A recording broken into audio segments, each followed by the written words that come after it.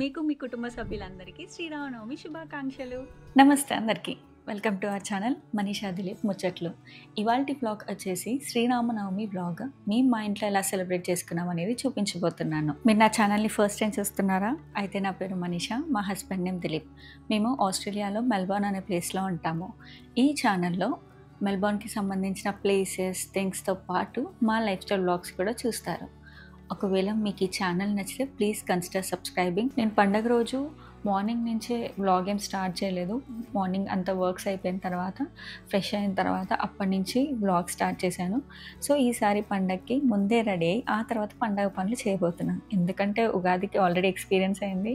మొత్తం పని చేసుకున్నాక అప్పుడు రెడీ అవుదామని అనుకున్నాము. కానీ మొత్తం పని అయిపోయేసరికి ఎగ్జాస్ట్ అయిపోయి అసలు ఇంకా తర్వాత రెడీ అవ్వడానికి ఓపిక రాలేదు, రెడీ అవ్వలేదు. అసలు ఎలాంటి ట్రెడిషనల్ ఫొటోస్ కూడా లేవు ఉగాదివి.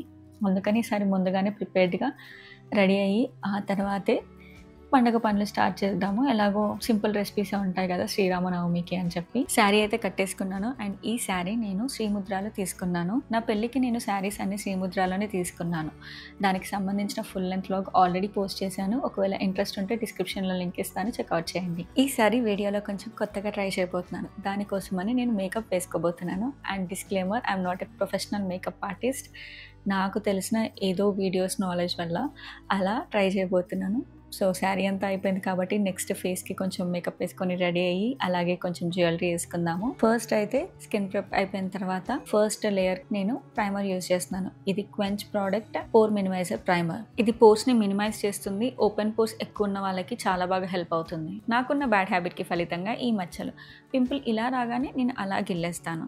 అందుకోసం ఈ స్పాట్స్ కవర్ చేయడానికి పీచ్ కలర్ కరెక్టర్ని యూజ్ చేస్తున్నాను. అలాగే around mouth and dark circles దగ్గర కూడా అప్లై చేస్తున్నాను. దాని తర్వాత కన్సీలర్. డైరెక్ట్గా కన్సీలర్ ఎప్పుడు అప్లై చేయొద్దంట.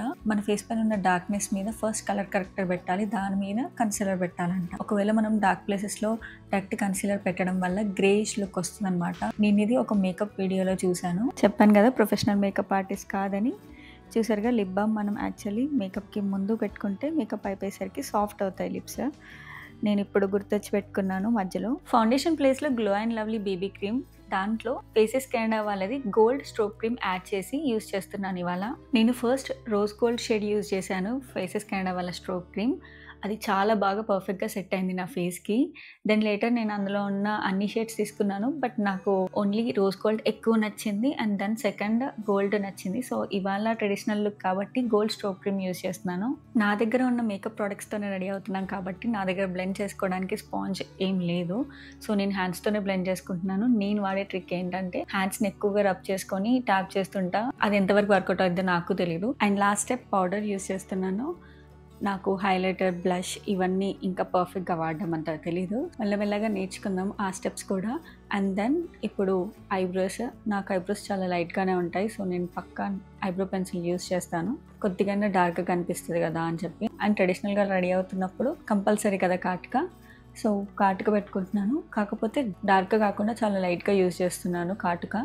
అండ్ నెక్స్ట్ ఐలైనర్ కూడా థిక్ లైన్ పెట్టుకోవట్లేదు, చాలా లైట్గా పెట్టుకుంటున్నా. ఎందుకంటే నేను డైలీ స్పెట్స్ పెట్టుకుంటాను, ఎప్పుడో ఒకసారి ఇలా స్పెట్స్ పెట్టుకోకుండా ఉంటాను కాబట్టి ఒకేసారి లుక్ అంతా డిఫరెంట్గా కనిపించకుండా సెటిల్డ్గా కనిపించాలి అని చెప్పి. అండ్ స్టిక్కర్ పెట్టుకున్నాను. అండ్ ఫస్ట్ స్టిక్కర్ ఎందుకు ఇదంతా నచ్చలేదు.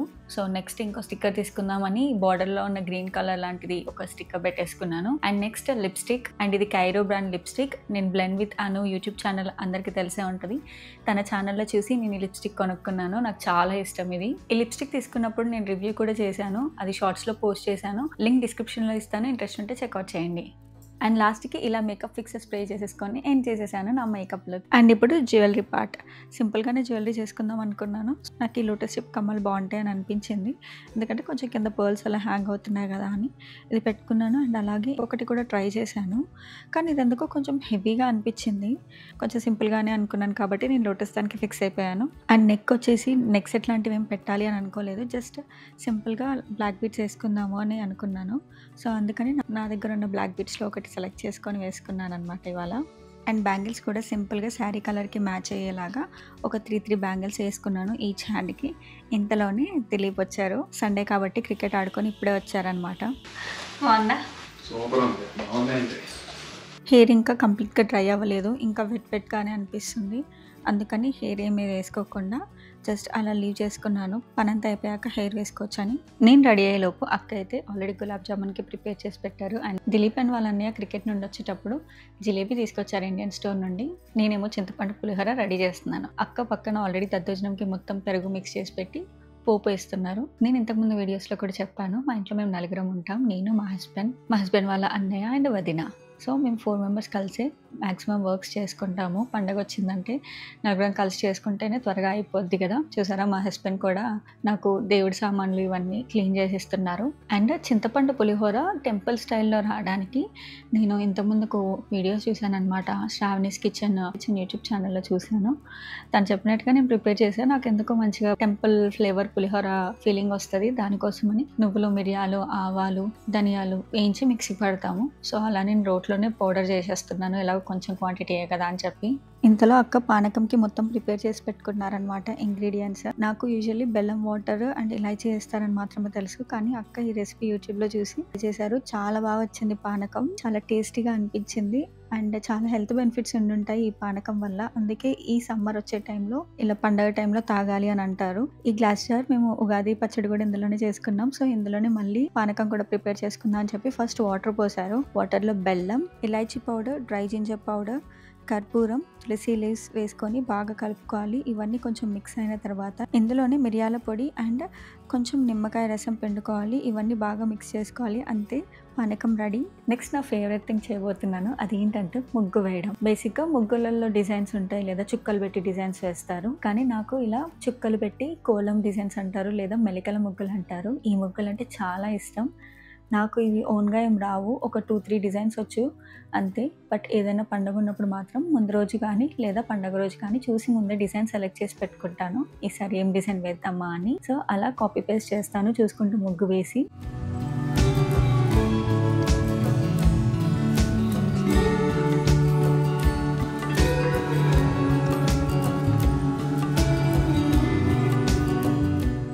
ఈసారి శ్రీరామనవమికి ఇలా ముగ్గు వేశాను. ఎంతైనా మనం ఇంటి ముందు అలా ముగ్గు వేసుకుంటే పండగ కళ వచ్చేసినట్టు అనిపిస్తుంది కదా. ఇంతకీ మీకు ఈ ముగ్గు ఎలా అనిపించిందో నాకు కమెంట్లో చెప్పండి. నాకైతే చాలా బాగా నచ్చింది. బయట ముగ్గు వేసి వచ్చేసరికి ఇంట్లో మా అక్క అండ్ బావగారు కలిసి గులాబ్ జామున్ ప్రిపేర్ చేశారు. ఇవి కూడా సూపర్ యమ్మీ ఉండే అసలు. ఆల్మోస్ట్ అన్ని ప్రసాదాల వీడియోస్ కొంచెంగా గ్లింప్స్గానే తీసుకున్నాను, కానీ వడపప్పుది ఏం తీసుకోలేదు. బికాజ్ అది చాలా ఈజీ రెసిపీ. పెసరపప్పు నానబెట్టి ఆ తర్వాత అందులో కొంచెం బెల్లం వేస్తాము అంతే. సో దేవుడి దగ్గర పెట్టడానికి అన్ని చిన్న బౌల్స్లో పెట్టి రెడీ చేసుకున్నాము. అండ్ నెక్స్ట్ పూజ రూమ్ని కొంచెం డెకరేట్ చేస్తున్నాను. ఈ డెకరేట్ చేసిన థింగ్స్ అన్ని ఇండియా నుంచి తీసుకొచ్చుకున్నవే. ఇండియాకి ట్రిప్కి వెళ్ళినప్పుడల్లా ఏవైనా నచ్చితే అక్కడక్కడ కొని ఆన్లైన్లో ఆర్డర్ పెడతాను కొన్నిసార్లు. ఈ లోటస్ హ్యాంగింగ్స్ అయితే ఆన్లైన్లో తీసుకున్నవి. సో 6 హ్యాంగింగ్స్ వచ్చాయి. రూమ్కి ఎంట్రన్స్లో 2 హ్యాంగ్ చేసి అండ్ అక్కడక్కడ రూమ్లో 6 లోటస్ హ్యాంగింగ్స్ని హ్యాంగ్ చేశాను. అండ్ ఇప్పుడు ఫైనల్గా పూజ టైమ్. అండ్ 4 కూర్చొని దేవుడికి నైవేద్యం సమర్పించి పూజ ఫినిష్ చేసుకున్నాము.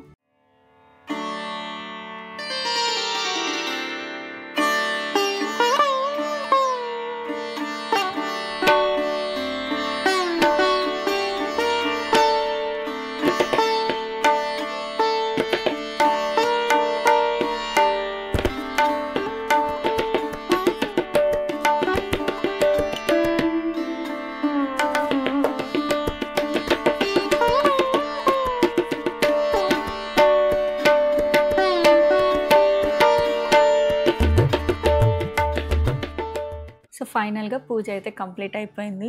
పూజ అవ్వగానే ఫస్ట్ వడపప్పు అండ్ పానకం తీసుకున్నాము. ఆ తర్వాత చేసుకున్న వంటలన్నీ కూడా ఒక దగ్గర పెట్టుకొని హాల్లో 4 కలిసి భోజనం చేస్తాము. ప్రతి పండగకి ఇది మా రొటీన్. రిమైనింగ్ డేస్లో కుదరకపోయినా పండగలప్పుడు మాత్రం కలిసి సెలబ్రేట్ చేసుకొని కలిసి భోజనం చేస్తాము. అండ్ కుక్ చేసిన ప్రతిదీ టేస్ట్ చేయాల్సిందే. ఆ డే ఫుడ్ అంతా ఎంజాయ్ చేశాక లాస్ట్ గులాబ్ జామున్ కూడా తిన్నాము. ఇలా మేము మా ఫ్యామిలీ శ్రీరామనవమిని సెలబ్రేట్ చేసుకున్నాము. మీరు ఎలా సెలబ్రేట్ చేసుకున్నారు ఇంతకీ?